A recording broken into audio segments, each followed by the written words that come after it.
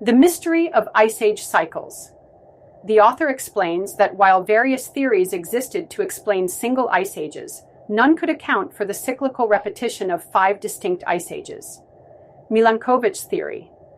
The excerpt introduces Milutin Milankovic, a Serbian scientist, who correctly theorized that ice ages are caused by the gravitational pull of the sun and moon, which affects Earth's motion and tilt, influencing the amount of solar radiation received by different hemispheres.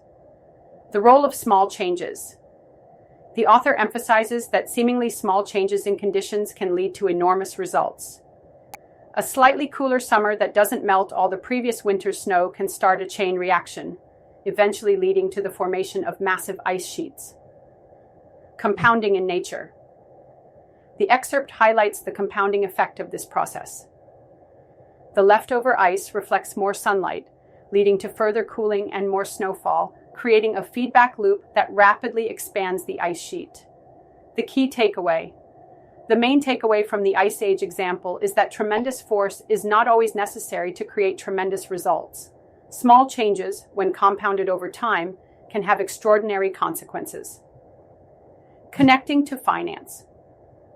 The author draws a direct parallel to finance, arguing that the same principle of compounding applies to money. Just as a small amount of snow left over from a cool summer can trigger an ice age, a small amount of money invested early can grow exponentially over time. Warren Buffett's success. The excerpt uses Warren Buffett as a prime example of the power of compounding in investing. It explains that his extraordinary wealth is not solely due to his investment skills, but also to the fact that he has been a phenomenal investor for an exceptionally long time, starting in his childhood. The importance of time.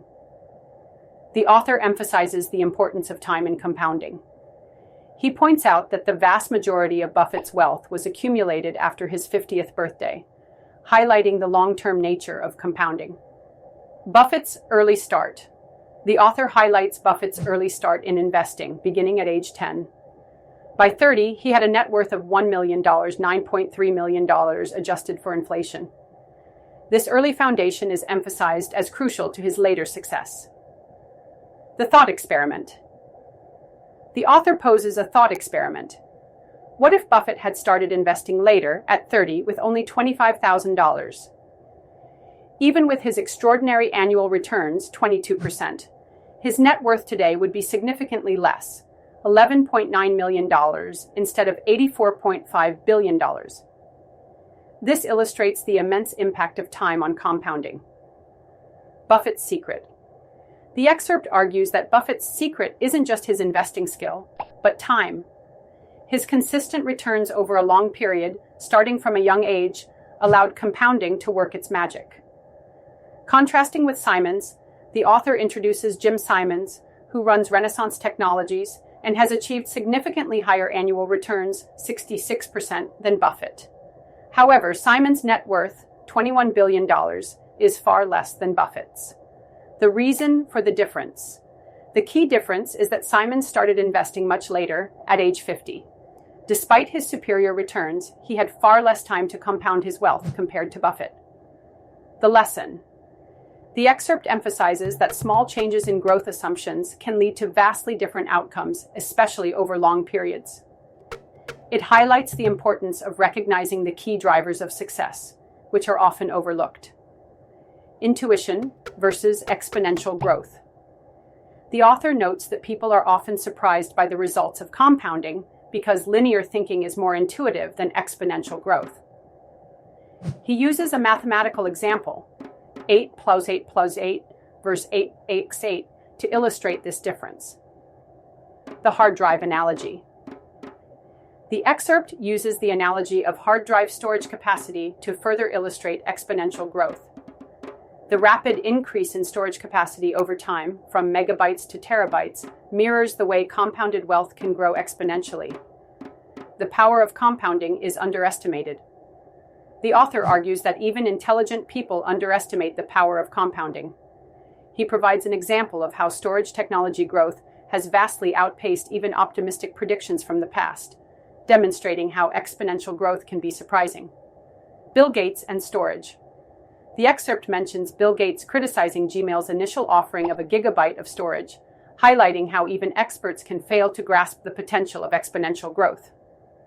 Compounding in investing.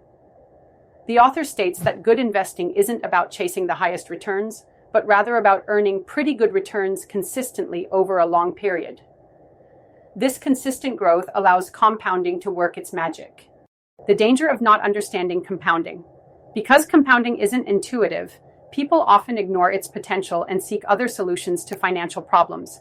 This can lead to poor investment decisions, as individuals may prioritize short-term gains over long-term sustainable growth. Warren Buffett's key to success. The author argues that Warren Buffett's primary key to success is his consistent investing over a long period, 3/4 of a century.